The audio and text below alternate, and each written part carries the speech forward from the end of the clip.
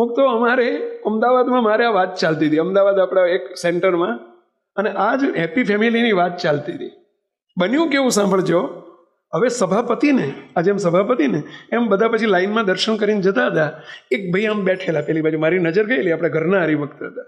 એ જ્યારે દર્શન કરવા આવ્યા ને, મને કે સ્વામી એક આનંદના સમાચાર આપવા છે. મેં કે શું આનંદના સમાચાર? એ કે સ્વામી જો, એમને મોબાઈલ બતાવ્યો મને કે સ્વામી મોબાઈલમાં મેસેજ આવ્યો નીચેથી. નીચે સભામંડપ મહિલાઓનો હતો, નીચે મહિલાઓ બેઠેલા, ઉપરના માળે હરિભક્તોનો હતો, પુરુષોનો હતો. મહિલાઓ, મારા ઘરમાં મારા ધર્મપત્નીનો ઉપરથી નીચેથી વોટ્સઅપ આવ્યો છે, મેસેજ આવ્યો. સ્વામી વાંચું? મેં કે વાંચો જોઈએ. એમણે સ્વામી મારા બે ભાઈ વચ્ચે, અમારા મોટા ભાઈ છે ને હું નાનો ભાઈ, સ્વામી અમારા બે ભાઈ વચ્ચે મિલકત બાબત ડખો ચાલતો હતો.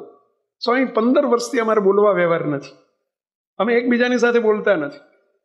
સ્વામી એ મિલકત બાપદાદાની વારસાગત મિલકતમાં એમાં ડિસ્પ્યુટ ચાલે. સ્વામી મને મારા પત્નીએ, સ્વામી મારે ઘણો પૈસો છે મારી જોડે, પણ મારી પત્ની એવા છે કે સ્વામી એમણે મારે ઝઘડો કરીને મોટા ભાઈ ઉપર કેસ મુકાયો. સ્વામી કોર્ટમાં કેસ મૂક્યો છે, 15 વર્ષથી કોર્ટમાં કેસ ચાલે છે. સ્વામી વકીલો રૂપિયા ઢગલા લઈ જાય છે.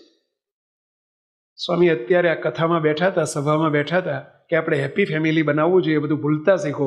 સ્વામી નીચેથી વોટ્સઅપ પર મેસેજ કર્યો છે કે સ્વામીના આશીર્વાદ લઈ લો, આપણે અહીંથી મોટા બેન ઘેર જવાનું છે, માફી માગવાની છે, આપણો કેસ આવતીકાલે કોર્ટમાં પાછો ખેંચી લેવાનો છે, આપણે નથી જોતી મિલકત.